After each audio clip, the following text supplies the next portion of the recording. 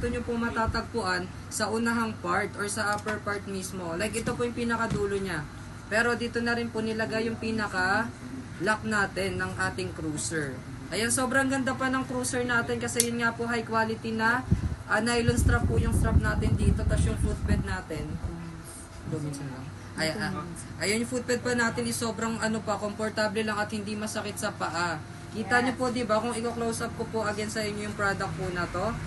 Ayan po, meron po tayong adjustan dyan sa likod na part. Para po kung medyo nasisikipan ka at hindi ka komportable maglakad, you can adjust it naman guys. Depende po sa gusto po ninyo. Kaya don't forget na parati nyo siyang din na-check, hindi yung suot lang tayo ng suot. And also, andito nga po yung lakan niya na part.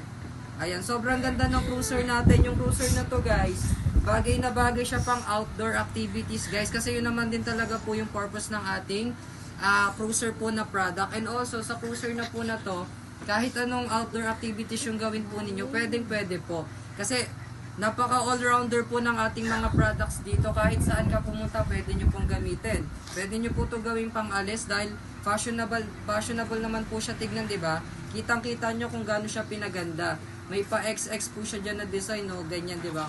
Para guys, mas ma-cover yung paa natin para hindi mahulog once na sinuot natin. Tapos itong product pa natin to, na maintain pa niya yung pagiging environmental friendly po natin.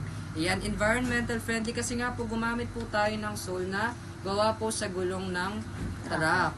And also recycle po yun, pero tignan nyo naman po, diba, hindi halatang recycle. Kasi nga po sobrang ganda ng kinalabasan ng product.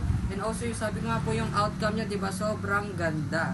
Sobrang latina neto guys. Kaya kung gusto niyo po magkaroon nito, umorder na kayo guys.